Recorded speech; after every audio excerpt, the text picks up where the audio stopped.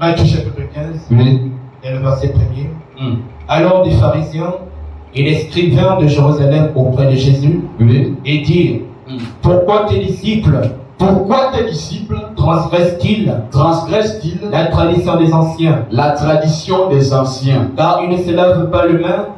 Les Juifs sont venus, les pharisiens sont venus auprès du Seigneur pour faire des reproches à Jésus concernant le comportement des apôtres, des disciples. Si je peux lire la réprimande qu'ils font à Jésus, oui. Pourquoi? Au verset 2. Pourquoi tes disciples transgressent-ils la tradition des anciens? La tradition des anciens. Donc les Juifs aussi avaient des traditions. Maintenant, les hommes de la loi viennent auprès de Jésus faire des reproches au sujet des disciples. Parce que les disciples transgressaient pas la loi de l'Éternel, non, mais la tradition des anciens. Alors eux, ils étaient des docteurs de la loi, pas de la tradition de la loi. Alléluia. C'est une précision importante. C'était des pharisiens, des docteurs de la loi, pas de la tradition. Mais ils font des reproches aux disciples concernant la tradition des anciens. Donc chez eux, il y avait comme une échelle. Il y a l'homme qui est là et il y a la tradition des anciens qui est au-dessus. C'était un danger. Amen, amen. Lisez la suite. Car ils ne se lavent pas les mains quand ils prennent leur repas. Il leur répondit, et vous, pourquoi transgressez-vous le commandement de Dieu au profit de votre tradition? Jésus réplique maintenant en retour. Et vous, pourquoi transgressez-vous? Lis. Le commandement de Dieu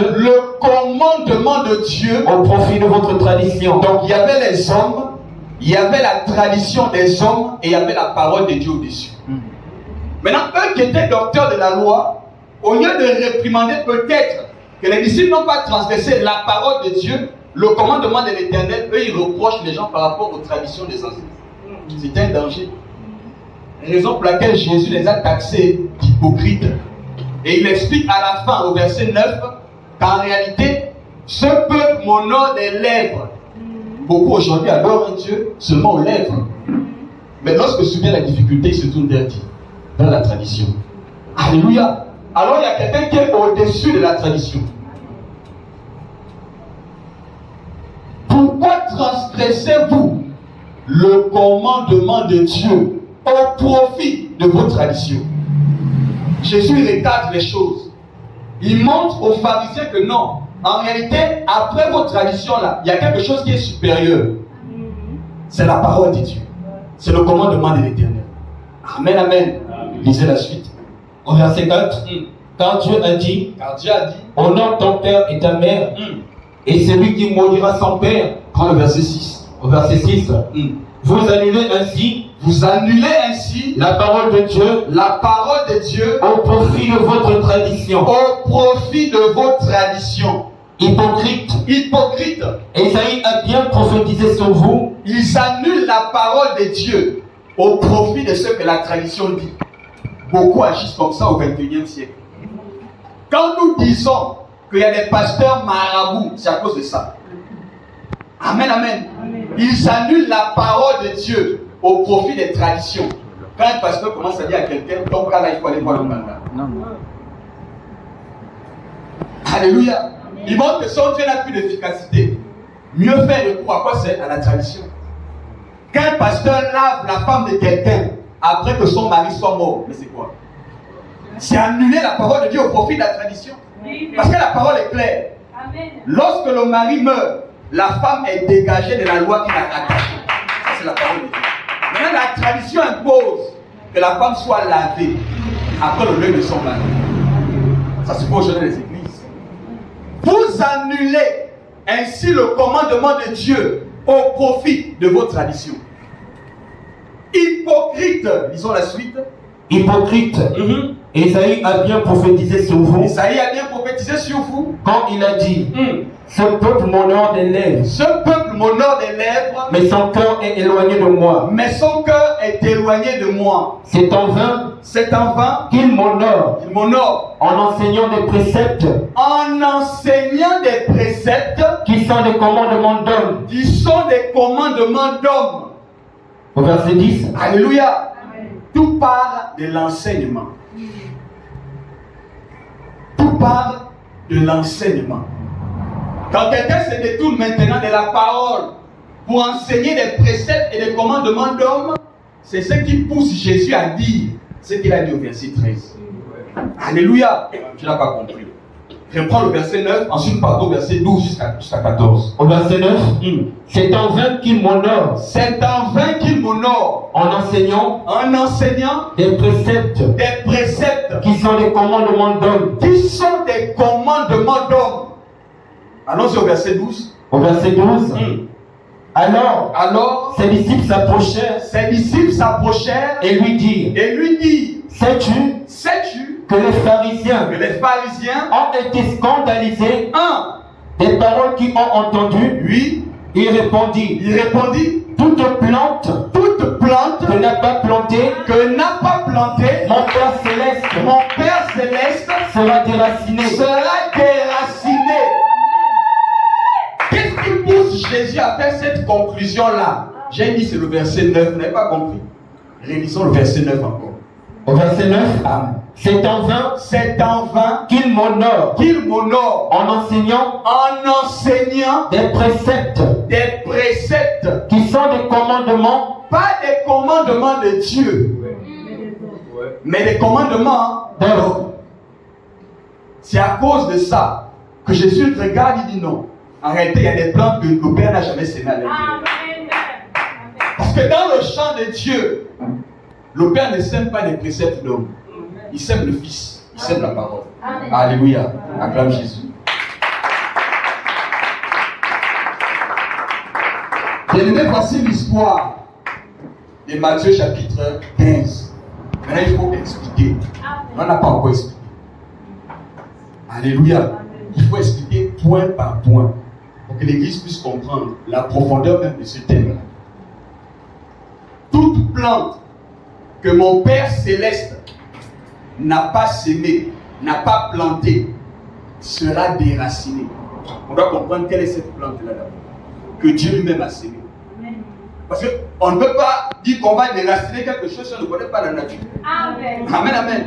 Il faut d'abord identifier la plante en question. Si on identifie la plante en question, on connaîtra qu'est-ce qui a été sémé autre que cette plante-là. Voilà. Il faut qu'on identifie qui a sémé. On dit c'est le Père, mais est-ce qu'on a des preuves? Non, pas avec des preuves. Amen, amen. On ne donne pas des affirmations gratuites. On parle avec des preuves.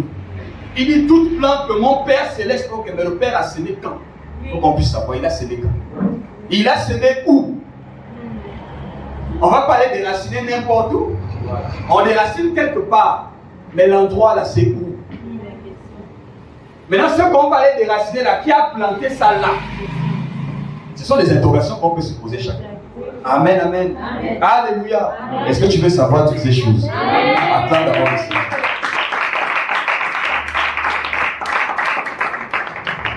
Prenons les Écritures. Ésaïe. Ésaïe chapitre 53, dans le verset 2. Ésaïe chapitre 53, Oui. et le verset 2. Ésaïe étant prophète, Ésaïe dit quelque chose, écoutez. Il s'est élevé devant lui Comme une faible plante, Attention. Il s'est élevé devant lui comme une faible plante. Il l'a c'est qui? Qui s'est élevé comme une faible plante? C'est le Seigneur. Amen. Isaïe étant prophète, Isaïe ne parle pas de lui-même. Amen. Isaïe parlait de lui-même. Amen. Il parlait de la personne de Jésus-Christ. Amen. Alléluia. Amen. C'est lui qui était la plante, Alléluia. mais qui a été semé par Dieu lui-même. Avant qu'il ne soit plante, il était d'abord grain. Amen. Alléluia. Amen. Pour devenir plante, c'est un processus. La science enseigne que pour avoir un arbre, tout part d'une sémence. Amen. On sème, ça grandit au fur et à mesure parce que ça atteint quoi? La maturité. Donc avant que lui ne s'élève comme une faible plante, là, il était d'abord un grain qui avait été semé par le Seigneur lui-même, par Dieu lui-même. Dieu a semé où? Quand nous repartons dans l'histoire, dans Genèse. Genèse, maintenant Genèse chapitre 2. C'est là-bas là où il y a eu sémence. Amen, amen. Genèse chapitre 2.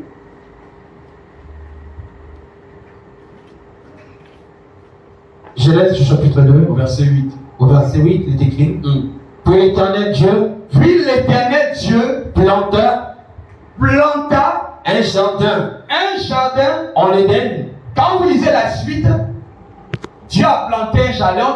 On précise les composants du jardin là. À l'intérieur, on retrouve une plante capitale. La plante la plus importante même. On dit planter à l'intérieur l'arbre de la vie. Alors l'arbre de la vie là, c'est cet arbre là qui s'est élevé comme une faible plante lorsqu'il est ressuscité. Amen, amen. Jésus dit il est le grain du blé. Dans Jean montre qu'avant que le grain puisse se reproduire, le processus qui est obligatoire, c'est que le grain meure d'abord. Il fallait que Jésus meure. Dès qu'il est mort, il est ressuscité. Esaïe explique maintenant, il s'est élevé comme une faible plante. Alléluia. Donc on connaît celui qui a semé, on connaît la plante qui a été semée. Cette plante-là, c'est la personne de Jésus, qui est parole. Amen. Alléluia. Amen. Qui a été semée dans le champ de Dieu. Parce qu'il y a plusieurs champs. Oui. Il y a le champ des hommes. La politique est un champ des hommes. Oui, oui. Alléluia. Amen. La politique, c'est le champ des hommes. Maintenant, Dieu a son champ. Paul explique que le champ de Dieu, c'est l'église. Amen. Alléluia. Amen. C'est dans l'église que Dieu a semé. Et quand il sème la parole. Alléluia. Il sème Christ. Alléluia. Amen. Voici comment les choses se sont passées. Tu as semé sa parole. Tu as semé Christ. Christ qui est la parole qui est la doctrine, la vie de l'église. Amen. Parce que c'est la parole qui vient la vie. Amen, amen. Amen. Maintenant, il se trouve que dans ce même champ-là, il y a d'autres semences. Oui, oui. Alléluia. Amen. Est-ce que le peuple suit? Amen. Je recommence. Dieu, Elohim, a planté un jardin en Éden. Il a semé dans ce jardin-là toute espèce de plantes. Mais je dis au peuple que l'une de ces plantes était capitale. Ce qu'on appelle l'arbre de vie. Amen, amen. Amen. L'arbre de vie là était la préfiguration de Jésus-Christ en Éden.